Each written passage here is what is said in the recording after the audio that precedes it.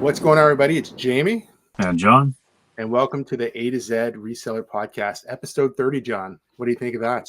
so 30. Wow. That doesn't seem right, but I mean, it is. I know. I trust you, but wow, 30 already. Yeah, I mean, I'm Crazy. 99% sure it's 30. I think the last one was 29. I mean, we can fact check it, but I believe we're at 30. If we count the ones that we did prior to launching this particular channel, we're well past that. But yeah, it was pretty Wow. good.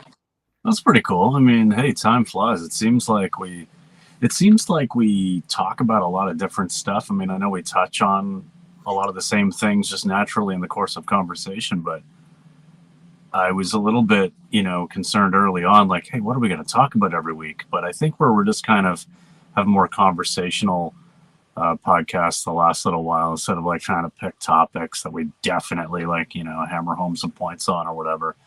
This has worked out well. We don't run out of things to talk about, so that's good.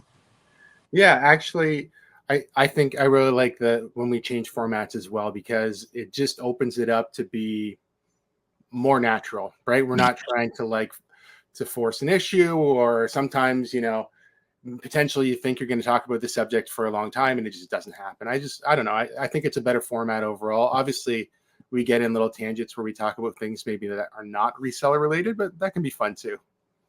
I've got one of those. Why don't we just jump right into it? Sure. So I'm really sad about baseball season being over. Well, mostly it being over. I mean, I'm watching the playoffs a little bit. Go Tigers. But Yeah. but I decided to grab MLB 24 for the PS4, and man, I'm really enjoying that. I'm having some fun with that. This is the first baseball game I've played since like probably early 2000s, and I still like every now and then rock the Ken Griffey Jr. baseball for N64. But like this is the first modern baseball video game I've played, and yeah, this is fun. It's the show, right? Yeah, MLB The Show 24. Yeah, I think I've got the show maybe 19 or something was the last one I bought. They are fun games. Yeah, I really like the strategy in pitching for sure. yeah, for sure. That's always the thing I have the most fun with. But yeah, anyway, so I thought I'd throw that out there because I was just kind of aching for like more baseball, specifically more Jays baseball. Yeah. And the only way that was going to happen was if I fired up a video game. So here we are. Yeah, I've been watching an unhealthy amount of baseball, so I've been getting a good baseball fix. It's just not necessarily the teams that I was hoping for. Something we missed last week, and I meant to bring it up. Did you happen to see? So we're like at least a week removed from this, but did you happen to see Frank from American Pickers passed away? No, I didn't see that. Oh wow. Yeah, so I had seen a couple times when he left the show where there were where people had speculated that maybe he passed away and had health issues, but I guess he actually did, which is I found pretty sad. Like I don't currently watch that show anymore. I know they make new episodes, but it really got my interest in reselling. I think that's one of the things that I first watched that I was like, wow, this seems interesting, right? Like I like the idea of what these guys are doing. And, clearly what we're doing is a lot different going to thrift stores. We're not like going to search the countryside, but I thought that was kind of, some sad news for like this. Definitely ties into this community for sure. Oh, absolutely. And like I haven't watched, that show in quite a while, but I definitely enjoy that kind of content on TV and, YouTube or whatever other format. Like it's fun. It gives you that little inside glimpse and it's real. It's not just, highly edited Storage Wars kind of stuff. Yeah. So yeah, no, it was, that's sad to hear. Yeah. You did just kind of give me a little leadway into something else. So you said Storage Wars. Did you happen to see your friends from Storage Warrior won the eBay? So I'll just show you the thing right here. It was eBay Entrepreneur of the Year. Oh, wow. Yeah. I don't know if you remember Jess from the same series where we spoke. What did I even call that series again? Let's talk about reselling in Canada. Right. Yeah. Yep. So yeah, she was part of that, and I'd seen the other day she had posted that they actually won that, which is cool because her and her husband, they were really trying. When I was talking to them, they were really trying to build their business up bigger. They had a warehouse, they had employees, and it's really cool to see them succeed. And I'm sure they're trying to grow even bigger still. But Yeah. Yeah, that's cool. I haven't, unfortunately, like, I don't know. I just kind of fall behind on watching actual YouTube content and supporting other creators. Yeah. So, don't be like me. But I've been meaning, they're one of the channels that I've been meaning to, like, catch up on and kind of get to know a little bit better. So I don't know how much YouTube content they still produce, but I'm sure that it's good content if they are. And yeah, I'll have to check them out and give them a congrats on that. That's pretty cool. I think mostly she's still doing just the podcast, which I listen to her podcast every once in a while. It's usually just sort of sometimes they're longer, but they're shorter format of just sort of talking about different subjects. Very, very smart business person though. Mm. I mean, I've never spoke directly with her husband, but I'm sure they're both very like-minded. And yeah, it's awesome. It's really cool to see somebody succeed like that, especially, in a small group of people. Yeah, definitely. Yeah. Yeah. How have your sales been going? Are you on track to be the next entrepreneur of the year with eBay?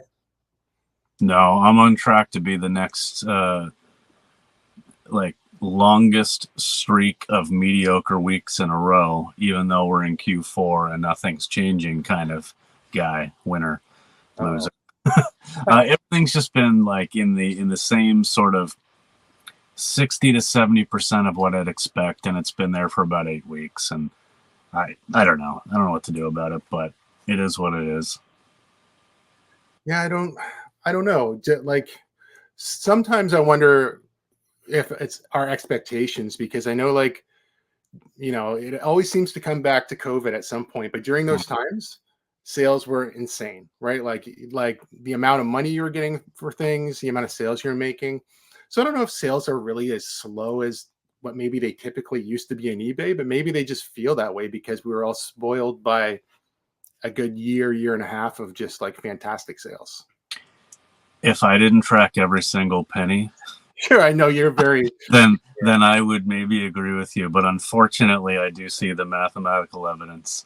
So yeah, that's probably the case for some people, and maybe that's even the case for for me in some sense. But I'm looking back to even like last year, and it's just it's weird. Things are down, and I mean, I'm sure the economic structure of things is a factor.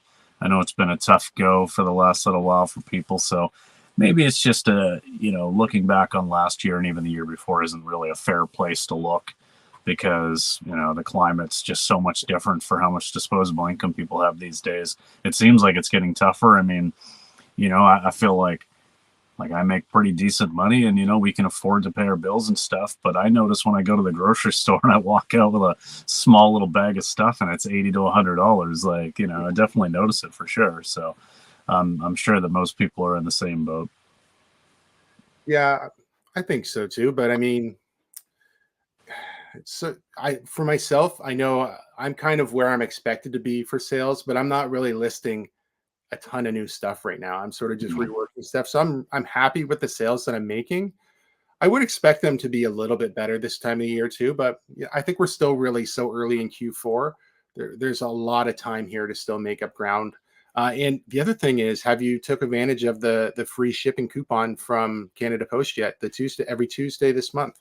Yeah, I have, and actually, that's going to tie in with my sale of the week, because so the first week was actually just a really weird week, like the first time I could take advantage of that, and I was like, oh man, what am I going to actually do? Because I had shipped all my orders, and then I had a really slow, like 2 or 3 days leading up to the Tuesday where I could get a free label.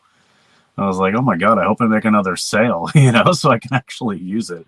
Something did come up and I was able to save some money on that one. But this one here was a good one. I sold like a vintage mixer.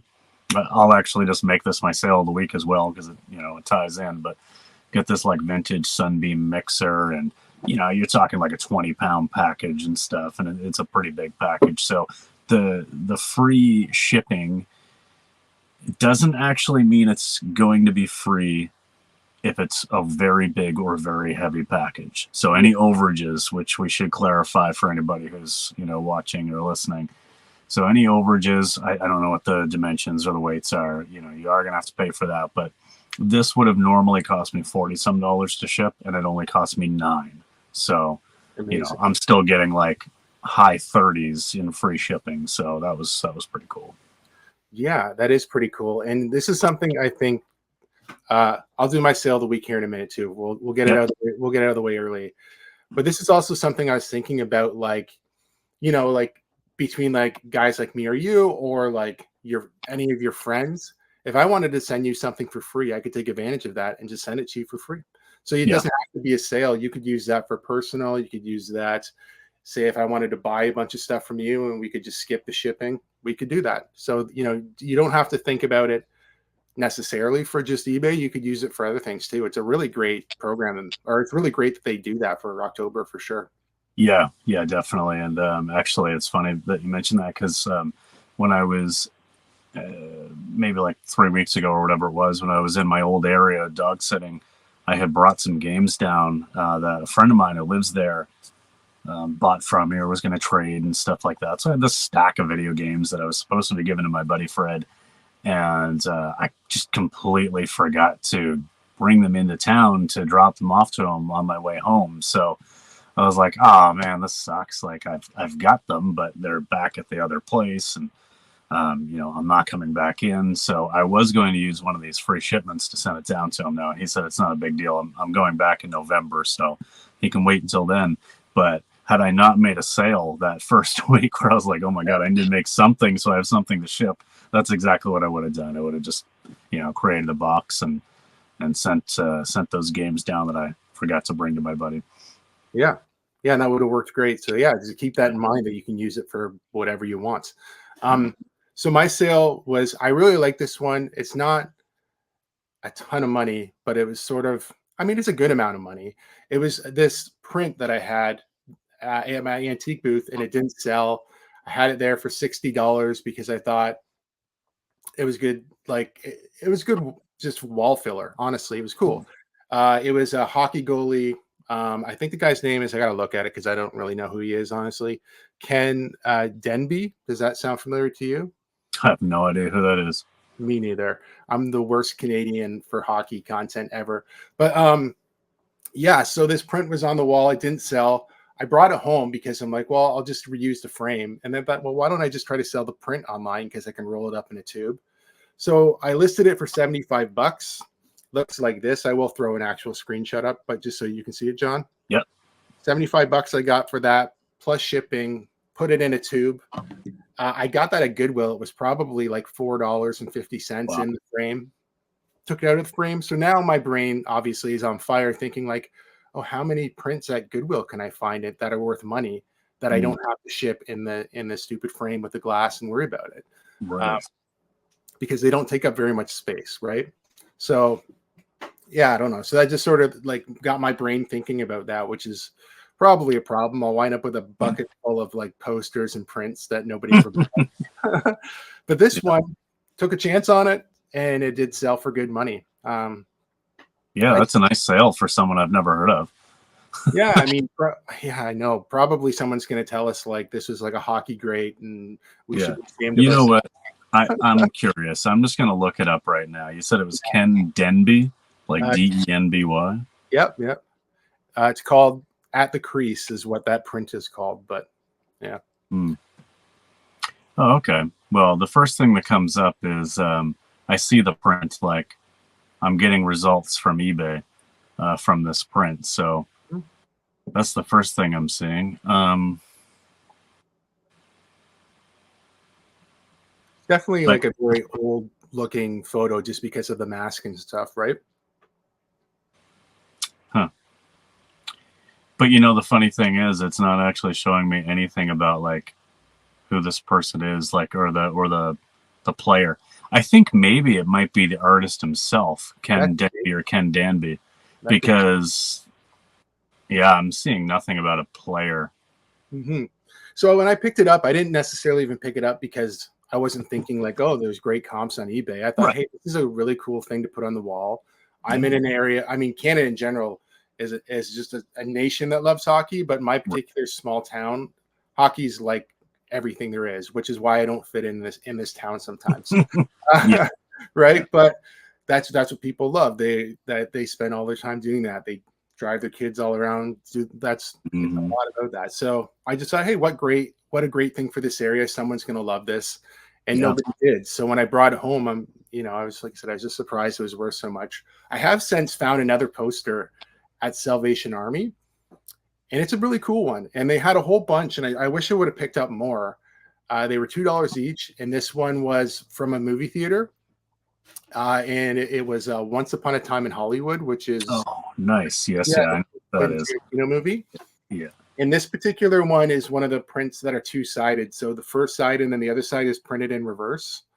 So I believe that's for like the movie boxes, like the lighted boxes or whatever.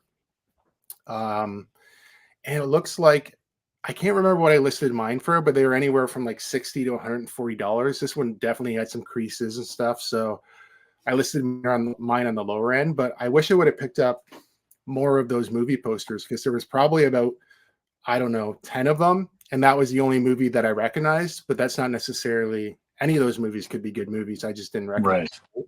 Yeah, yeah. No, that's awesome, man. A lot of Tarantino stuff can do well if it's like, because he's not the kind of guy to go out there and like mass produce, and he's not like George Lucas. He's not out there like making toys and stuff and merchandising his movies and products and stuff. Yeah, But licensed it all. Yeah. but yeah, there can be some cool stuff. I mean, Once Upon a Time in Hollywood is a great movie. I love it. I love Tarantino. Like, I'm a huge Tarantino buff.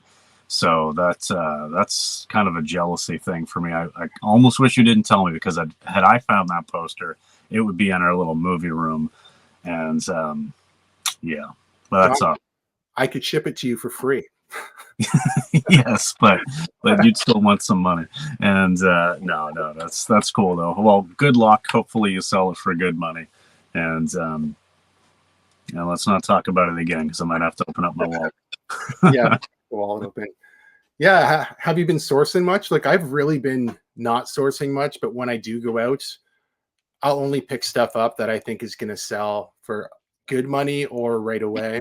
Like, I've been so particular when I'm sourcing, unless it's just for the antique booth, then I'll pick up a lot of stuff that's like I wouldn't try to sell online for sure, just because it's sort of like eye candy for someone maybe to walk by and grab. But have you been sourcing? I seen you just did a haul video. I guess I watched that the other day. So you've been Yeah, I mean, I've been doing a bit of sourcing and stuff, not as much as usual, but I've also been listing a whole bunch of, I'm not going to call it death pile stuff, but I've picked up lots of video games over the months, or just stuff that I wasn't sure what I was going to do with. Like, maybe I'd wait until I found a console to go with it and make a bundle. And I've just been kind of organizing all this stuff, and I've listed something like 50 PS3 games and 20 to 25 PS4 games and just a bunch of other random stuff. They're not like high dollar games or anything, but a lot of like $5 to $10 stuff and some 15 to 20. And it's not exciting necessarily, but it is good fodder to get people to come in and like browse around your store, or maybe they see like 2 or 3 games they want that are cheap, but then they see one that's actually worth money, and make a bundle or something. So yeah, I've just been kind of cleaning up some of that stuff as I organize around my house. And then I do still have some more stuff in my unit that can be listed, instead of just waiting even longer to find like consoles or something to bundle with. So yeah, I've been focusing on that. It's kind of like a fall cleanup instead of a spring cleanup, but yeah. No, that makes sense. And it's good to get some of that stuff listed too. I know you're not considering it a death pile, but it is definitely stuff that probably should be listed, right? If you're going to have it. Yeah, I mean, the original thought process, it's really slowed down for me as far as being able to find consoles lately. So this last 6 months, I've really had a lot less luck finding consoles. Normally, the model of let's just keep this stack of cheap games over here for a month or two works, because then I find a console, I bundle it up, it sells quick, and everything gets out of my house. That just hasn't been the case for the last 6 months or so. Yeah. Oh, I had something interesting happen. So first of all, when we're filming this, Florida just got hit by a hurricane. I'm sure you've seen that. I like an old man, or like the old man that I'm becoming. The last couple of days, I've been like watching the news, just watching like hurricane news. I even thought to myself at one point, like, when did you become like this old man? But apparently I am. So I'm watching this, and then I get a item not described, or no, sorry, item not received case last night, and I look, and it's these Kohan shoes that I sold about a week ago. No, the end of September 29th, they got shipped out, and they haven't got them. Well, they're going to Miami. So if they Yeah. haven't got there, and it shows them in a facility in Florida already.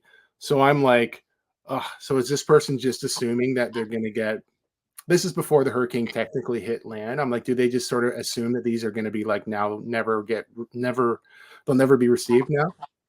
So it just seemed like such a weird timing. Like if I was about to get hit by a hurricane, I don't know if I'd be going on eBay to like open a item not received case. Yeah, it seems like, there might be a little bit of grace period allowed either by eBay, USPS, or whomever else to be like, Yeah. hey, you know what, just give it a few extra days here.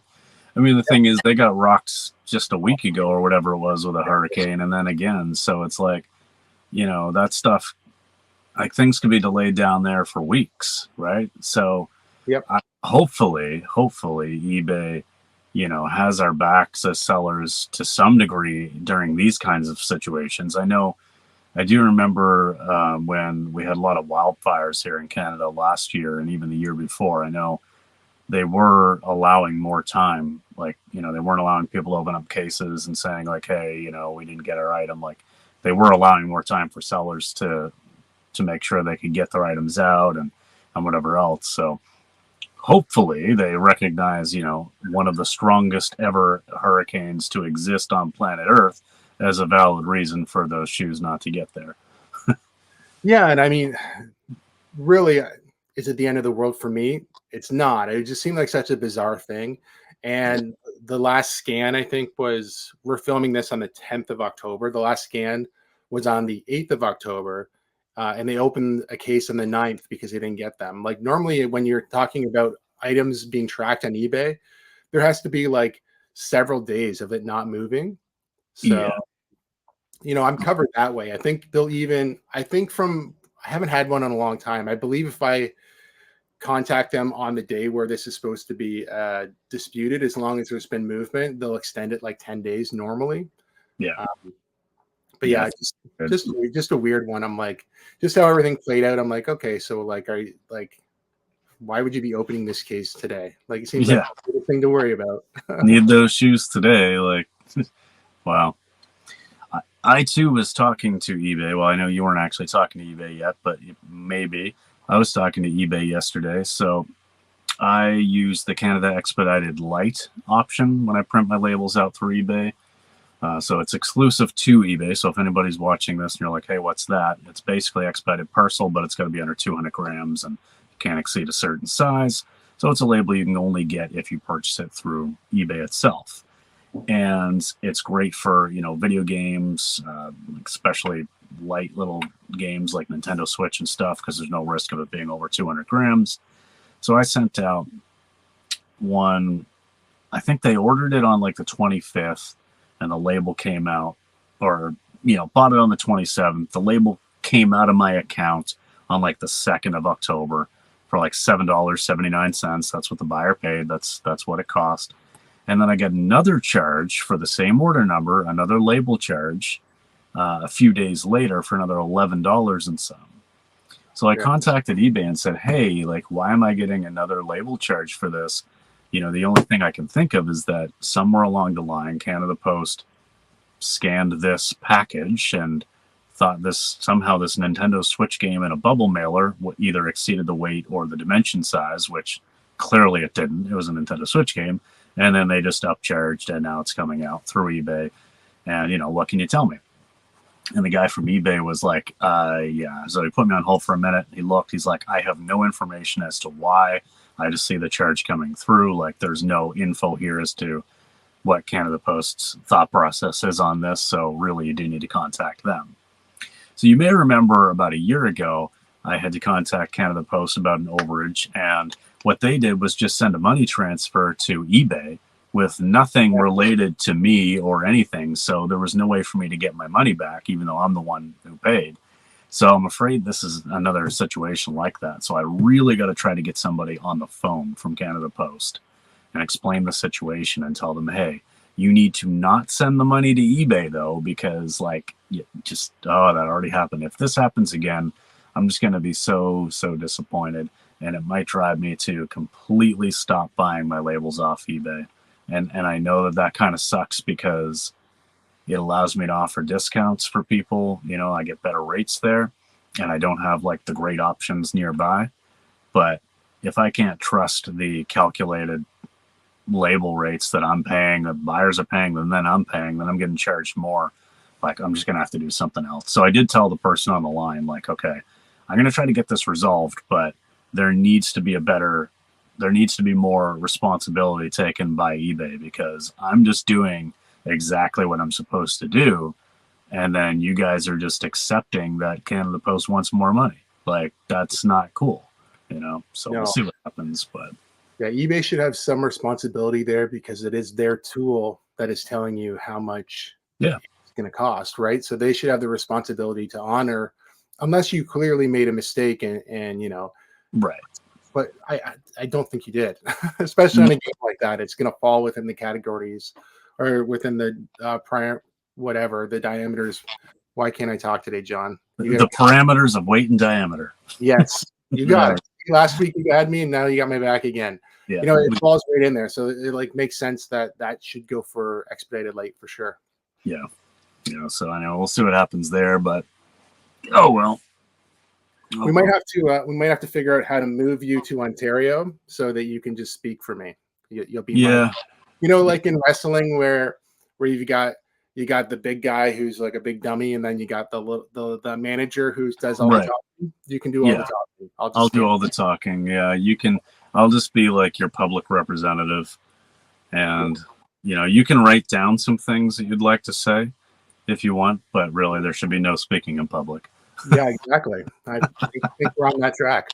I believe that's what they did with I was trying to think if like Andre the Giant had a handler, but I know like when Brock Lesnar came into the WWE, they didn't let him talk because he's a big dummy. Of course, if Brock Lesnar's ever watching this, I apologize. You're not a big dummy. But I'm sure he'd never see this, so I think we're safe. Yeah, but I think they had like Paul Heyman or something talk for him, so it was like you know, he didn't speak forever. And I'm sure because it would have been a train wreck. Yeah, that sounds right. I mean, now then again, could he have been worse than the crazy jacked up on coke 80s wrestlers? I don't know, but I guess it was different times. They were fun to watch, though. Oh yeah. I just watched you could see the drugs coursing through their veins. They were just so amped up. Yeah. Did you see the Netflix McMahon documentary? I didn't know. I actually got rid of Netflix a little while ago, but that is something that, even though like I don't follow wrestling at all anymore, you know, I did as a kid. I think I would still want to watch that just because I think it'd be really interesting, because that guy is a lunatic. Yeah, it was very entertaining, to the fact where I'm like, well, I'm gonna watch this, and my wife watched the first episode with me, and she's like, oh yeah, I gotta watch the rest of this. It was good, and I would say neither one of us currently watch wrestling or anything, but it was very entertaining. Cool. Yeah, getting rid of Netflix. So like just cutting down, don't like the streaming services. It's expensive. When you start adding up all these streaming services, you need to like double your sales on eBay just to afford it. I know. Well, I didn't have like, I haven't had cable in a really long time. I actually just hit the 1 year mark with the cable because my bill went up. But when we did that, we decided to actually get the digital cable with the, you know, the TiVo and all that kind of stuff. We're like, all right, well, we're going to pay for this, probably pare down some of these services. And, but I mean, obviously we still have like Prime Video, because that's just with our Amazon Prime. And we do still have Disney Plus. And I think we get Crave as an add-on through our cable. And so we do still have, you know, lots of stuff, but The one thing I found about Netflix, and the reason why we're like, you know what, if we're going to dump one, it's going to be this one, is that they rarely had any exclusives worth watching that, you know, you could only find on Netflix. But then it happened more than probably 3 times. We're in the middle of watching a show, and without warning, it's just taken down and it's just no longer there. And it's like, you know what? Yeah, that might have just been like really, really poor luck for us, just really bad circumstances. But I mean, if we're watching 3 series, we shouldn't have to, like, we don't watch a lot of TV, so I don't want to have to like rush through an 8-season show in like a month, you know, so that I don't have to worry about it disappearing on me. You know, I'd like to be able to at least sit down and be like, all right, I got 3 months to watch this show. And if I can't trust that, then I just don't want the platform. That makes sense. I think we watch a lot of like the crime docs and stuff like that, which are they're good. They're good. Netflix is good for that for sure. But you also have a video store in your basement, John's Blockbuster or something like that. Yeah, J&J Video. Yeah, no, we've basically built our own little Blockbuster. I mean, it's not a big room or anything, but I mean, we got bookshelves, and there's probably, I think there's about 1,400 movies in there, and then, you know, probably like 50 TV shows or something like that. So, okay. You know, if all streaming and cable goes out someday, as long as we have, you know, electricity, we'll be able to plug in the VCR or plug in the DVD player, and we'll never run out of things to watch. So, does John's video store have a private section with a little curtain room? No, but actually it's funny because my parents were here visiting last weekend, and on one of the days, my aunt and uncle, who live like 3 hours from here, also came to visit because they had never been here and seen the place before. I hadn't seen them in years, but it also gave them a chance to catch up with my parents, who were in from out of province. And when I was showing my uncle, who's he's like 77 now or something, I did not expect this joke from him at all. We're down there and he's looking, and he's just so blown away. He's like, "Oh, this is great." He's looking at all the movies, and he's, you know, especially the classics and whatnot. And he's like, "All right, and so where is the adult section?"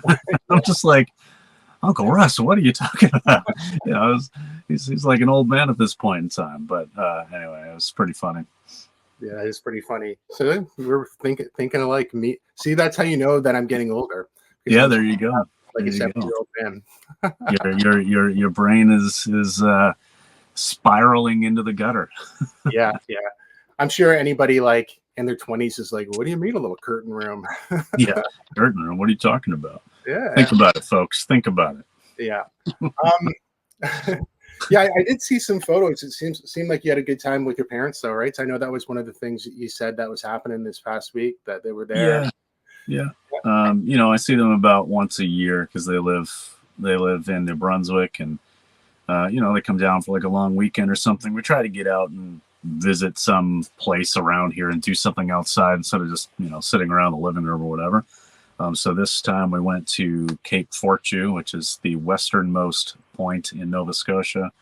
And yeah, some really, really nice, you know, rocky ocean views there, and walk around a little trail they've got there and stuff, and take some pictures. And yeah, it's a good spot. You know, it's not like there's a lot to do there. And if you live 4 hours away, it's probably not worth the drive, but we're only about an hour. So it's nice to go and take in the views every now and then, maybe once a year or every other year or something.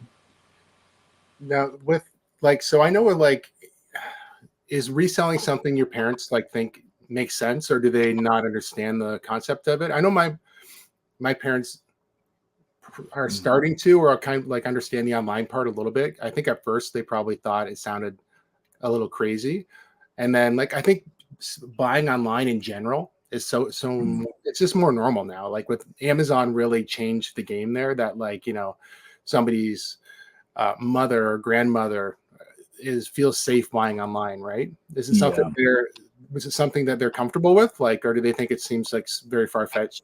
No, they'll buy stuff online, and as far as like, you know, their thoughts on me reselling and stuff, I don't think they really truly understood the magnitude of the work involved, or what I was talking about. You know, it's not until they saw it in action, you know, because when you say, "Oh yeah, I'd buy and sell stuff online," you know, they probably think, "Oh, you go to flea market, you buy something for $2, and then you put it on Facebook Marketplace for $5, and eventually it sells, and you've made yourself a tidy little sum.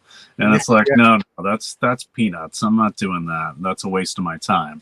I'm in it for some real money, and I think when they understood the actual effort involved and the fact that this really is like a side business, and the magnitude of the sales and whatnot, I think they were a little bit blown away by that.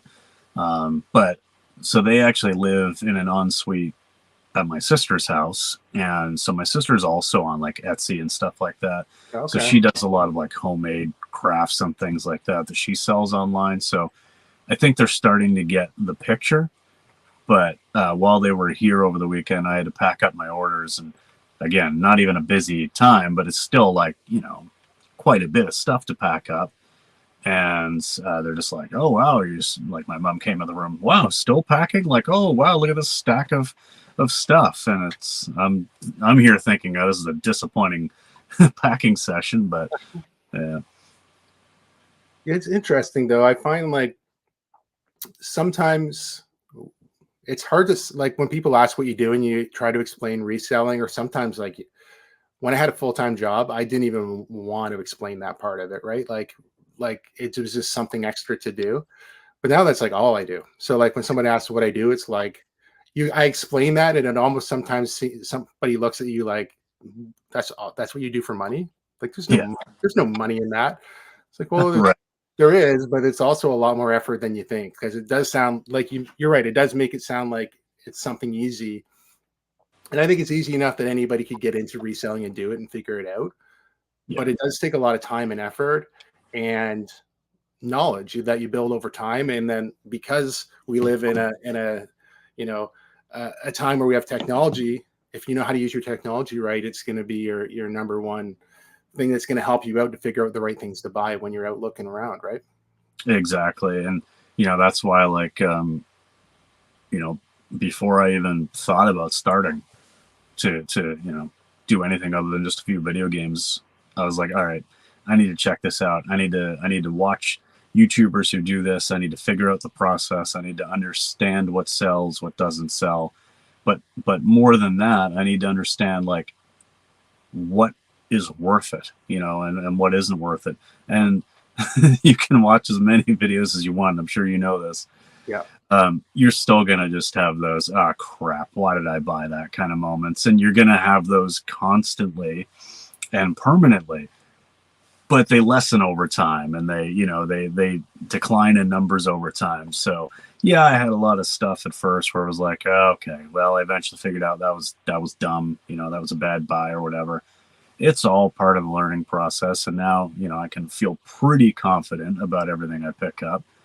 Some things still don't work out the way you plan, but I mean, you're not stuck with half of your inventory that's never going to sell. Now it's like the occasional one or two things. You're like, yeah, you know what?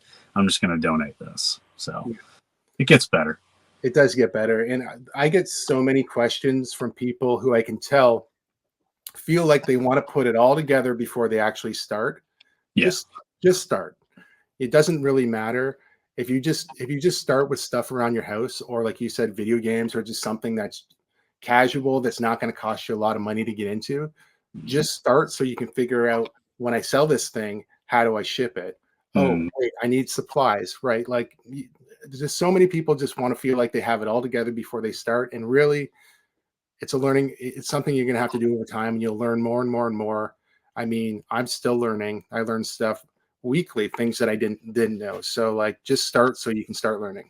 Yeah, no, that's perfect. And yeah, like that whole, what is the term, or what's the little phrase? Like, don't let the pursuit of perfection get in the way of progress, or let perfection stand in the way of progress, or something. Like, it really is true, because there's no such thing as being a perfect reseller.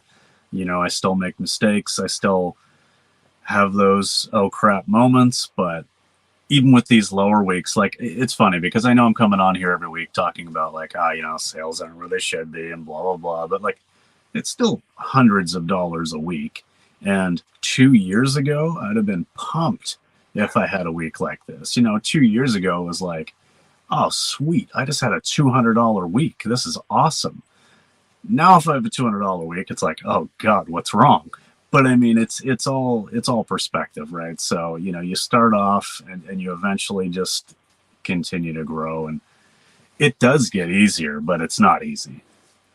No, it's definitely not. So we touched on this last time a little bit. Have you now gone ahead and updated your Posh Sidekick app? I have, yes, I did. I checked that.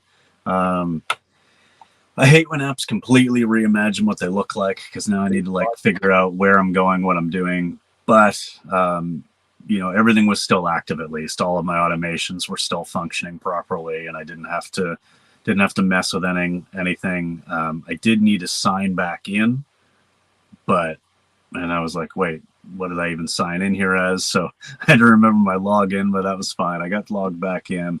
All my automations were still running and stuff, and you know, I'm not going to use that like cross-listing side of things, and I know it's all kind of part of the app now, and it looks really weird, but yeah, essentially nothing's changed for me. Yeah, same. I actually like the new layout of it, to be honest. And my old app, for whatever reason, would constantly sign me out and crash. And I find this to be a lot more stable. So for me, it's been a positive thing.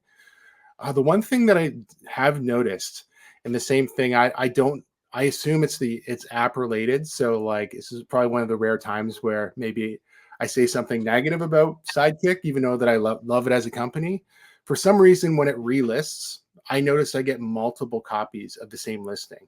Have you noticed that at all in any listings where you have like doubles or duplicate listings? I haven't noticed that, so it might be a good idea for me to kind of take a look on occasion in my Poshmark, because the only time, like, I mean, it may have happened before, but anytime I see something on Poshmark that shouldn't be there, I usually just chalk it up as, okay, it's sold on eBay, and then I didn't delete it off of Poshmark, right? Because I do that manually. You know, I delist manually because I'm only using those two platforms. And so if something comes up on Poshmark, I'm like, okay, I must have just forgotten to do that. But I probably should keep an eye out, because it's possible. It is, and I've definitely noticed it quite a bit on Poshmark, and I do use. There is a function in Sidekick too that it does say delete duplicate listings, where it will automatically do that for you. But it clearly isn't for me, because when I'm going through my store and I find whatever, if I look at this is like a shirt that I'm gonna delist after me and John are done here today. It's like just a Trivium T-shirt. And Yep. I'll go and look, and I'll delist it on eBay. I'll delist it on Depop, Poshmark Canada, Poshmark US. But when I search it, there'll be like 2 copies of this in Poshmark. Often enough to mention it. It's not just like, oh, like once this happened, like several times this happened. And you know, I can't think of another reason besides automation, only because it's relisting items for you, but it has to make sure relist it. Right? So I don't know. Definitely worth looking at. It's something that I'm gonna keep my eye on more and more, because I have had more and more issues on Poshmark where I sell something that I didn't have that I already sold. So Okay. That's good to know. Yeah, I've never, at least not that I've noticed, I've never like sold something on eBay and then gone to delist it on Poshmark and realized, oh crap, there's 2 of them. So hopefully that's a sign that that isn't happening to me, but I might just be unlucky, and it's it's something I haven't sold on eBay yet. But all right, folks, so there you have it. This is episode 30, we think. We're pretty sure it's 30. This is crazy how much time has gone by already doing these. We really appreciate doing these podcasts, and hopefully you guys find little nuggets of info here that you find useful. I know it's good just to use this as a little bit of a weekly therapy session sometimes to get things off our chest between Jamie and I. And yeah, just onward and upward. Hopefully these sales pick back up again soon. But again, thanks for watching. Appreciate you sticking around for 30 episodes already. John will not be billed for this episode.